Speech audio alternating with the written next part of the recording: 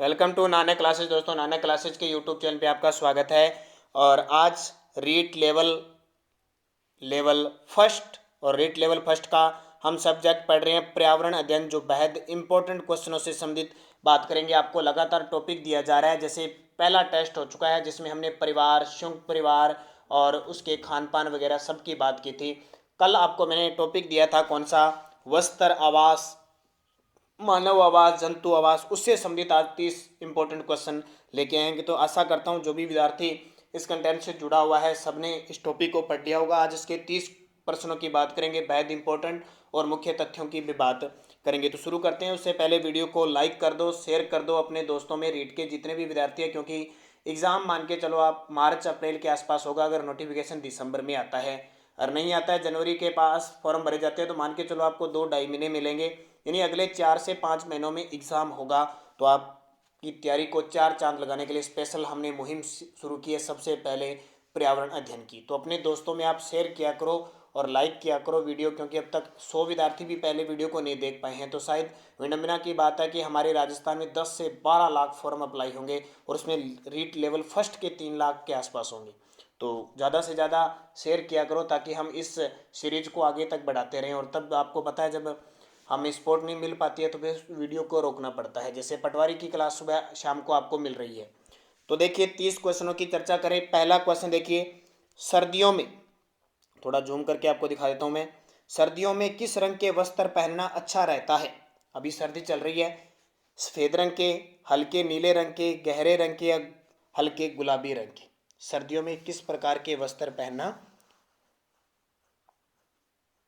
तो गहरे रंग के कपड़े पहनते हैं। आपने देखा होगा हम सर्दियों में आजकल चमकीले वगैरह या कितने गहराई से इतने कपड़े पहनते हैं ताकि हमें सर्दी नहीं लगे। तो इसका सही उत्तर क्या हो जाएगा? गहरे रंग के। तो बहुत सारे विद्यार्थियों ने अच्छे तरीके से इसे पढ़ा होगा। तो पढ़ने के बाद आपको पता लग जाता है कि आप किस चीज़ की जिस प्रकार तैयारी करिए, क्योंकि टॉपिक के हिसाब से आपको मिलता रहेगा और उसी टॉपिक से आप पढ़ते रहोगे। तो पहले का आंसर आ गया गहरे रंग के, जिसमें इंपॉर्टेंट तथ्य होंगे मैं बताता रहूँगा। दूसरे में देखो, वस्त्रों में कड़कपन लाने के लिए काम में लिया जाता है। वस्त्रों में कड़कपन लाने के लिए नींबू का रस, नील, सिरका या कल्फ? वस्त्रों में कड़कपन लाने के लिए किसका प्रयोग किया जाता है? जल्दी से कमेंट में जवाब दीजिए। आपके लिए इम्पोर्टेंट से इम्पोर्टेंट क्वेश्चन है ये, और आप अभ्यास किया करो पहले, फिर टेस्ट दोगे तो उसका मज़ा अलग ही है।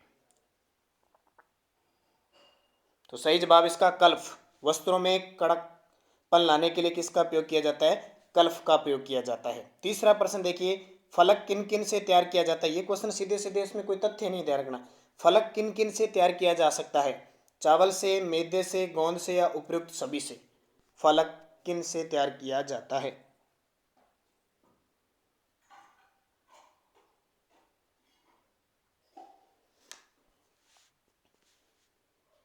तो इसका सही जवाब है उपयुक्त सभी से। ठीक है, चावल से भी होता है, मैदे से भी होता है और गोंद से भी होता है। चौथा क्वेश्चन देखिए, ऊनी वस्त्र का रेशा होता है, ऊनी जो वस्त्र होता है उसका रेशा होता है वसायुक्त तथा कोमल, प्रोटीन युक्त तथा कोमल, वसायुक्त तथा कठोर, प्रोटीन युक्त तथा कठोर? सही जवाब जल्दी से कमेंट में दे दीजिए। तो ध्यान रखना, जो ऊनी वस्त्र का रेशा होता है वो प्रोटीन युक्त और कोमल होता है, प्रोटीन युक्त और कोमल होता है। अब बात आती है ऊनी वस्त्र की। तो ध्यान रखना, ऊन है वो उष्मा का अत्यधिक कुचालक होता है। तो ऊन से निर्मित वस्त्र जो मुख्यतः सर्दी में पहने जाते हैं, ऊन के स्वेटर वगैरह पहनते हैं ना अपने, ऊन है वो भेड़ है, ऊंट है, याक है, खरगोश आदि से, बालों से प्राप्त होती है। अब 2011 के आर्टेट में क्वेश्चन आया था कि ऊन किस से प्राप्त होती है? तो भेड़ से, ऊंट से, याक से, खरगोश से, इनसे प्राप्त होती है। ध्यान रखना। फिर देखिए, नायलॉन का आविष्कार किसने किया?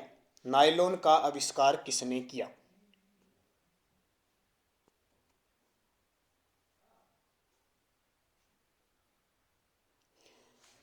मेल्विन कैल्विन ने, वालेस केथोर्स ने, रॉबिन हिल ने या पीटर मिशेल ने? तो सही जवाब वालेस केरोथोरस ने, वालेस केरोथर्स ने नायलॉन का आविष्कार किया। नेक्स्ट क्वेश्चन देखिए, कुडुकू कहाँ के लोगों की भाषा है? ये क्वेश्चन आ चुका है एग्जाम में। कुडुकू कहाँ के लोगों की भाषा है? मिजोरम, मणिपुर, अरुणाचल प्रदेश, झारखंड? और ये क्वेश्चन सीटेट 2016 में आया था। बस ज़्यादा नहीं पूछे जाते, नॉर्मल सीधे, क्योंकि वस्त्र में है ना अलग अलग राज्यों के अलग अलग वस्त्रों की बात होती है जब। तो इसका सही जवाब है झारखंड। ध्यान रखना, झारखंड। और झारखंड की ओर ध्यान रखना, झारखंड में बागवान नाम का एक वस्त्र पहना जाता है जो पुरुषों का वस्त्र होता है, और पांची और परहान होता है वो महिलाओं के वस्त्र होते हैं। अब बात आती है कि इसमें एक ऑप्शन दे रखा है हमारे पास मणिपुर और मिजोरम। पहले देखिए अरुणाचल प्रदेश में वस्त्र कौन से होते हैं।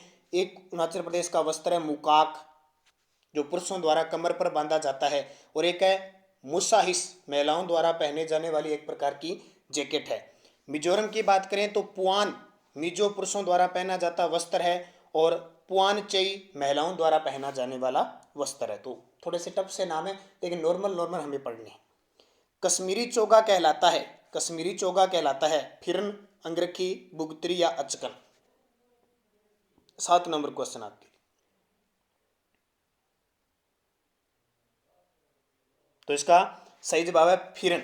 कश्मीरी जो चोगा होता है उसको क्या कहते हैं, फिरन कहते हैं, ध्यान रखना। एक और होता है गोचा, होता है कश्मीरियों का एक गोचा वस्त्र होता है जो पुरुषों द्वारा गले में पहने जाता है, और भेड़ की ऊन की जो खाल है उससे बना होता है। एक फिरन आपको बता दिया, ये आरटेट 2016 में, आरटेट 2011 में आ चुका है। नेक्स्ट देखिए, महिला पुरुषों की तुलना में कमजोर है, यह एक, महिलाएं पुरुषों की तुलना में कमजोर हैं, यह एक क्या अंधविश्वास है, या फिर ये मिथक है, झूठ है, या ये वैज्ञानिक तथ्य है, या रूढ़िबद्ध धारणा है। क्या ऑप्शन हो सकता है, अंधविश्वास, मिथक, वैज्ञानिक तथ्य या रूढ़िबद्ध धारणा। तो ये जाहिर सी बात है रूढ़िबद्ध धारणा, यानी परंपरा से चली आ रही है कि पुरुषों को ज़्यादा महत्व दिया जाता है और महिलाओं को कम, क्योंकि महिलाएं कमजोर होती है। रूढ़िबद्ध धारणा, लेकिन आज के हिसाब से देखें तो महिलाएं कमजोर नहीं है, लेकिन ये अवधारणा के हिसाब से देखें तो रूढ़िबद्ध धारणा, यानी पारंपरिक जो प्राचीन लोग हैं वो ये मानते थे। नेक्स्ट देखिए, स्वच्छ भारत अभियान की शुरुआत कब हुई। स्वच्छ भारत अभियान की शुरुआत कब हुई, ये क्वेश्चन तो आप जाहिर सी बात बता दोगे। 2 अक्टूबर 2012, 2 अक्टूबर 2014, 2 अक्टूबर 2018 या 2 अक्टूबर 2019। तो सही जवाब 2 अक्टूबर 2014 से स्वच्छ भारत मिशन की शुरुआत हुई थी महात्मा गांधी की जयंती पर। अब आपको मैं बताता हूँ, कल जो हमारा टॉपिक होगा ना वो होगा व्यवसाय, कुटीर उद्योग, राजस्थान के प्रमुख उद्योग, भारत के प्रमुख उद्योग, जितने भी इंपॉर्टेंट आते हैं वहाँ तक का टॉपिक होगा। यानी एक दिन छोड़ के होता है, सोमवार को शाम 6 बजे हमारा टॉपिक होगा राज्य के प्रमुख उद्योग, लघु कुटीर उद्योग, भारत के उद्योग, उनसे संबंधित आपको टेस्ट दिया जाएगा। 2 अक्टूबर 2014 से स्वच्छ भारत अभियान की शुरुआत हुई थी। फिर देखिए, खाइमस किस जनजाति का आवास होता है। खाइमस, खाइमस किस जनजाति का आवास होता है, आपने कई पढ़े होंगे, जैसे एस्किमो, ये कई जनजातियां हैं बहुत सारी। तो ये जो खाइमस है ना वो बद्दू जनजाति का आवास होता है। किसका, एक बद्दू जनजाति है, नाम सुना होगा आपने, बद्दू जनजाति आपने पढ़ा है तो जरूर सुना होगा, बद्दू जनजाति है उसका होता है। जैसे संथाल का संबंध है जैन धर्म से, संथाल कहाँ के हैं, जैन धर्म के। एक इग्लू आपने सुना, एस्किमो जनजाति द्वारा बनाया जाने वाला बर्फ का जो मकान होता है उसको इग्लू कहते हैं, ठीक है, इग्लू कहते हैं। एक होता है, ध्यान रखना, युर्त, युर्त किर्गिज जो जनजाति होती है ना उसका ग्रीष्मकालीन आवास होता है। एक होता है मेत, मेत होती है बोटिया जनजाति का ग्रीष्मकालीन आवास। तो बहुत सारे आवास हैं अलग अलग जातियों के। अलग कू, अब भीलों का है, भील जनजाति का आवास जो मिट्टी या पत्थर का बना होता है उसे क्या कहते हैं, कू कहते हैं। तो ये 3-4 है। और बुशमैन जनजाति का यह भी आपको पता होगा, कलारी वनस्पति है, शांत जनजाति, उनका भी आखेट नियंत्रण वगैरह सारा होता है। फिर देखिए, बेहद इंपॉर्टेंट क्वेश्चन है, स्वच्छता के क्षेत्र में विश्व शौचालय दिवस कब बनाया जाता है। और जो सुबह 7:30 पर हमारी Rajasthan current plus India current affairs की क्लास आती है, जो विद्यार्थी देखते हैं इन क्वेश्चनों को सही करेगा। हालांकि रीट में करंट नहीं आता है, लेकिन ध्यान रखना जो करंट में मुद्दा होता है ना उसी को ऐतिहासिक बना के, पॉलिटिकल के क्षेत्र में बना के क्वेश्चन पूछ लिया जाता है, ठीक है। तो वो भी आप जरूर पढ़ा करो। तो विश्व शौचालय दिवस मनाया जाता है 19 नवंबर को।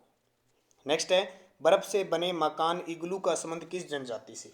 अभी मैंने बताया आपको कि इग्लू को अंदर से गर्म करने के लिए सील मछली की खाल लगाई जाती है और उसकी चर्बी को जलाकर रोशनी की जाती है। सीटेट 2015 में क्वेश्चन आया था। तो एस्किमो जनजाति, कौन सी, एस्किमो जनजाति जो साइबेरियन क्षेत्र में निवास करती है। फिर है, पोचमपल्ली और कलमकारी का संबंध है। पोचमपल्ली और कलमकारी का संबंध है। जोधपुरी सापा है, आंध्र प्रदेश की साड़ियाँ हैं, या सिक्किम के शॉल हैं, या हिमाचल प्रदेश का ऊनी कोट है?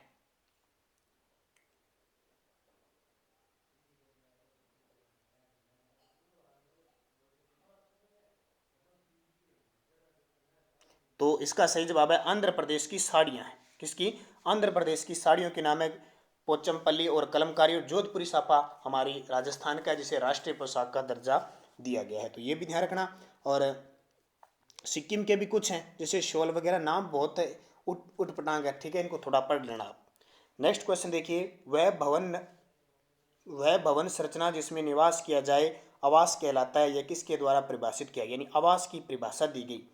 वह भवन संरचना जिसमें निवास किया जाए आवास कहलाता है, यह परिभाषा किसके द्वारा दी गई? तो ध्यान रखना, ऑक्सफोर्ड डिक्शनरी के अनुसार यह परिभाषा दी गई। एक आती है उमा बर्नार्ड सेट के अनुसार परिभाषा क्या है?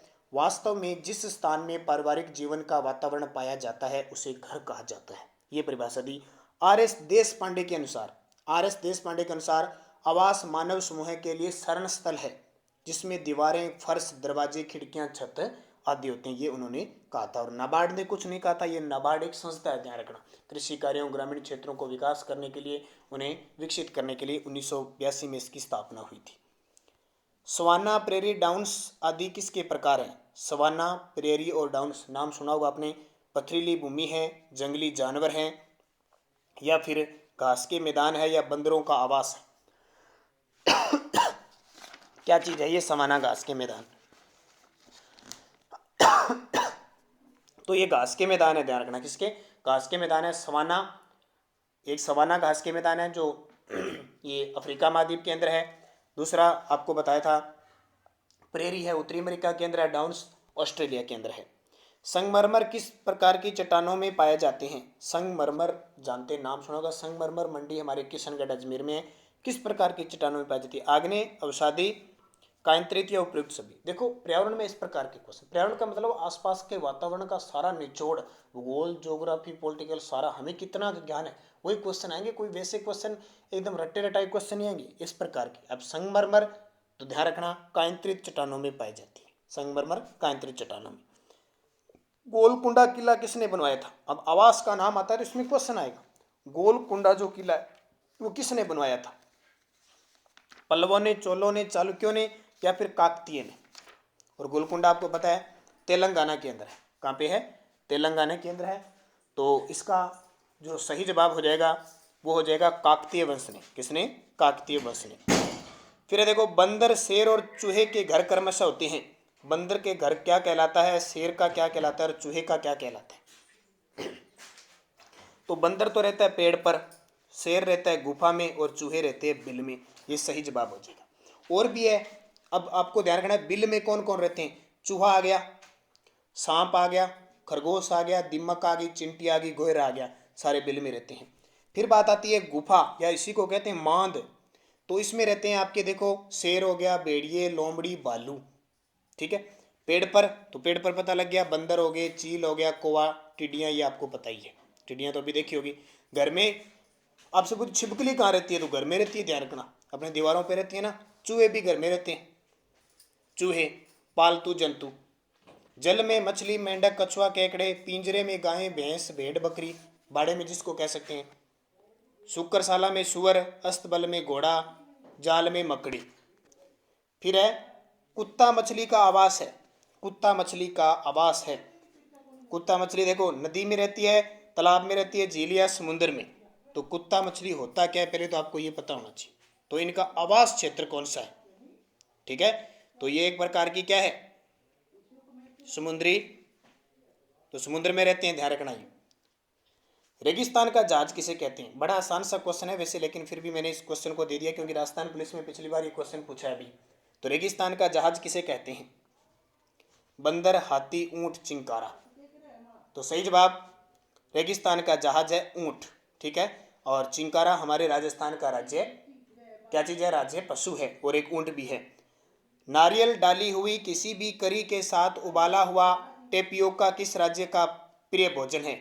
नारियल डाली हुई किसी भी करी, ठीक है, के साथ उबाला हुआ टेपियोका किस राज्य का प्रिय भोजन है? तो ध्यान रखना केरल का है। कहाँ का भोजन है? केरल राज्य का है।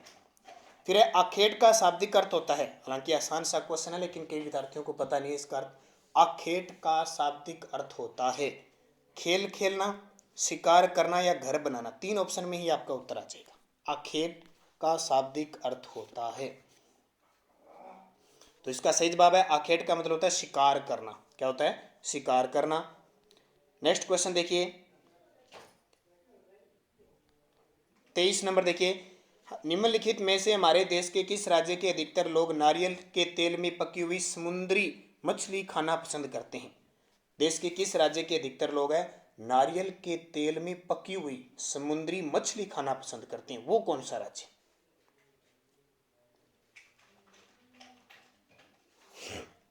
तो जल्दी से कमेंट कर दीजिए। बहुत ही शानदार क्वेश्चन है और शायद आज आपको पता भी लग जाएगा कि नारियल के तेल में पकी हुई मछली खाते हैं गोवा के लोग खाते हैं। निम्नलिखित में से कौन सा पत्थर राजस्थान में घरों के फर्श बनाने के लिए उपयोग में नहीं लिया जाता? इनमें से कौन सा पत्थर है वो राजस्थान में घरों के फर्श बनाने के लिए उपयोग में नहीं लिया जाता? तो इसका सही जवाब है सेलखड़ी, यानी घिया पत्थर है ना, उसका उपयोग नहीं किया जाता। बाकी संगमरमर, कोटा स्टोन और सैंड स्टोन इसका उपयोग करते हैं। महात्मा गांधी बुनकर बीमा योजना की शुरुआत कब हुई? महात्मा गांधी बुनकर बीमा योजना की शुरुआत कब हुई?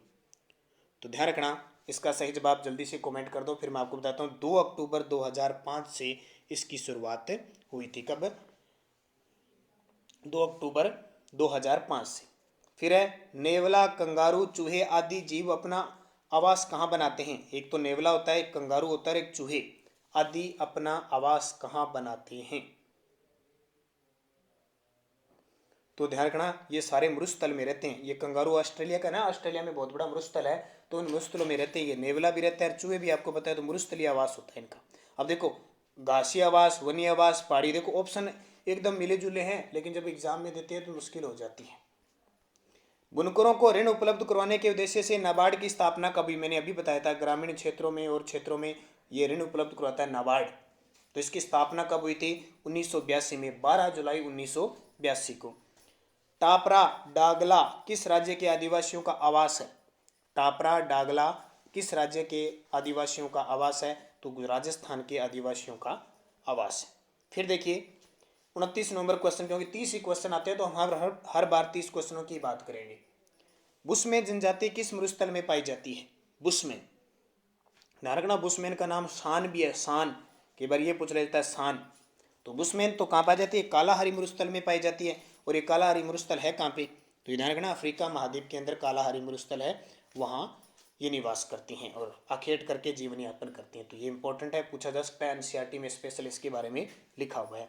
और लास्ट क्वेश्चन आपके लिए, विश्व हाथ धुलाई दिवस कब बनाया जाता है? विश्व हाथ धुलाई दिवस कब बनाया जाता है? ये हमारे 30 क्वेश्चन आज हो जाते हैं। इसका सही जवाब है 15 अक्टूबर को विश्व हाथ धुलाई दिवस बनाया जाता है। 2 अक्टूबर को गांधी जयंती, 19 नवंबर को बनाया जाता है विश्व शौचालय दिवस, और 7 अप्रैल को क्या बनाया जाता है? ये आपको कमेंट करके मुझे जरूर बताना। वैसे विश्व स्वास्थ्य संगठन यानी स्वास्थ्य दिवस बनाया जाता है, ये ध्यान रखना। तो ये 30 क्वेश्चन हो गए आज के टेस्ट के। कितने क्वेश्चन आपके सही होते हैं मुझे कमेंट करके जरूर बताओगे। एक दिन छोड़ के हमारा ये टेस्ट होता है, जल्दी मनोविज्ञान की क्लास भी आपके लिए शुरू होगी। तो अब जो सोमवार को शाम 6 बजे टेस्ट होगा, इसमें आपका जो मेन मुख्य टॉपिक रहेगा वो रहेगा व्यवसाय से संबंधित कुटीर उद्योग, यानी राजस्थान और भारत के उद्योग जितने भी पर्यावरण के संदर्भ में रीट में पूछे जाते हैं उनसे संदर्भित 30 क्वेश्चनों का टेस्ट होगा। तो धन्यवाद। वीडियो को लाइक कर देना, शेयर कर देना, अपने दोस्तों में जरूर शेयर करना। अगर आप चैनल पे नए हैं तो इसको सब्सक्राइब कर लेना और बेल आइकन के घंटे को दबा लेना। तो धन्यवाद। जय हिंद, जय भारत।